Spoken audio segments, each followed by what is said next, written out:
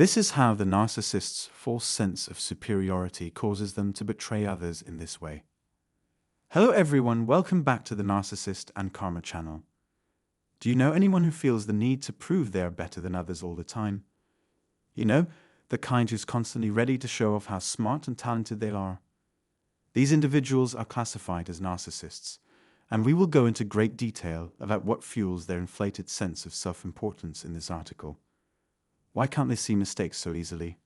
Finding the reasons behind their actions is more urgent. Kindly consider subscribing to my channel for more videos if this one taught you something new or you just had fun watching it. But when we use the term narcissist, we're not just referring to someone who acts a little bit conceited or annoying once in a while. People who prioritize themselves over others, regardless of the effects on those around them, are considered narcissists. It seems that people are becoming less apathetic and uncaring overall. Narcissists believe that everyone else should see the world through their eyes, which makes them very defensive when criticized and frequently jealous. Envy-driven rivalry is a prevalent issue in numerous types of partnerships.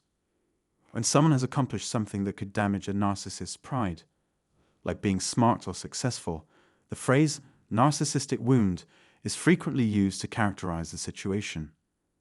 People of all backgrounds, including romantic partners, co-workers, and even family members, are capable of causing such emotional distress. One-upmanship or competition between individuals is a common occurrence. A narcissist will take to tearing down another person if they can't outdo them. Let's take a closer look at these typical narcissistic behaviors to see how they inflate their self-esteem. To start with, they exaggerate their IQ and ability level. Narcissists may try to minimize the value of another person's degree by emphasizing the extra effort needed to obtain their own degree. They may also take pride in the number of degrees they have earned. To project superiority over others, someone may declare themselves fully qualified in a field in which they have substantial experience. Exaggerating their skills, narcissists frequently tell others they can do anything from operate a forklift and wire a house to operate on their brains. If they don't know much about the subject, they may invent something to appear more knowledgeable. They might, however, swiftly reconsider if confronted with evidence by a knowledgeable outsider. If a narcissist feels threatened or is proven to be incorrect, they may become very defensive and aggressive. The problem arises when they refuse to own up to their mistakes and instead offer justifications, like claiming they were misled, deceived, or made to look bad by a manager or supervisor. They typically conclude from this that they don't know very much. The second is an innate propensity for leadership. When something goes wrong, leaders take charge and manage the project. On the other hand, narcissists might try to step in when it is not their area of expertise, like trying to determine a neighbor's illness. They might offer advice on the ideal property, how to handle a challenging neighbor, etc. They may say as much, but sometimes their advice is the best. But for the most part, they just enjoy taking the lead and speaking up. If they are successful in saving you, they might say, "I saved you." If not, their defense could be, "I never said that," or "You did not execute as instructed." They might even fabricate a crisis to prove how important they are. Narcissists, even if they originated the rumor, might attempt to arbitrate a dispute between people. Thirdly, they make themselves appear more intelligent than they actually are by manipulating words. A narcissist finds it amusing to demonstrate their intelligence by adding flowery language to a statement. Adverbs like literally, rationally, and nevertheless are frequently used to highlight a point or provide technical jargon that is only understood by specialists. Because they are unable to participate in the discussion, narcissists who lack knowledge on a particular subject may not be able to accept constructive criticism. Even if they don't fully understand any esoteric jargon, they will attempt to use it. And if others don't get it, they may even make fun of their intelligence. Fourth, they confide in and spend time with people who are intellectually, financially, socially, and prestige-wise similar to them in an attempt to gain acceptance within an exclusive group. This could occur in a number of contexts, including the office. You may have observed an employee who would rather hang out with bosses than co-workers. When it comes to lunch breaks, task distribution, and progress tracking, some employees may act as though they are in command, even though in practice they are just as qualified as their colleagues.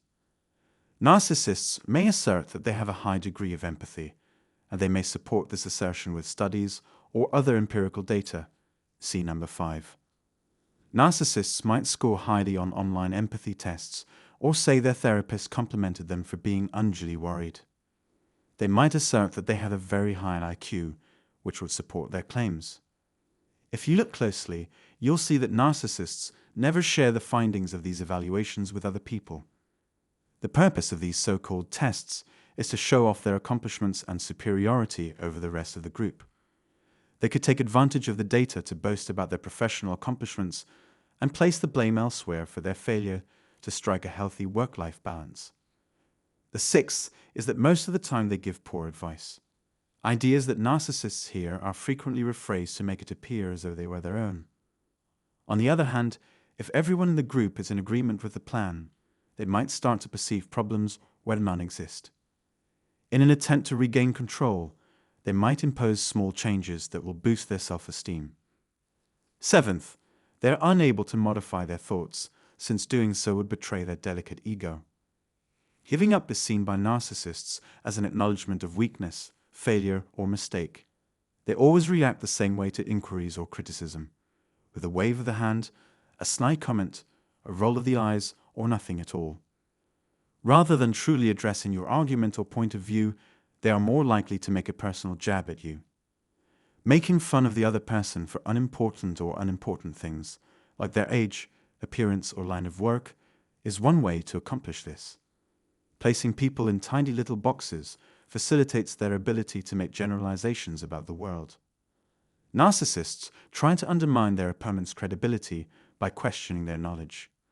For example, they might query your scientific qualifications by posing the question, "Are you even a scientist?" or suggest that you get legal advice. Anybody can succeed academically, regardless of their field of work. Narcissists frequently exhibit cognitive biases, and they are always searching for holes in the arguments of their opponents. Instead of defending themselves, they would rather attack others, and they frequently employ deceit as a tactic.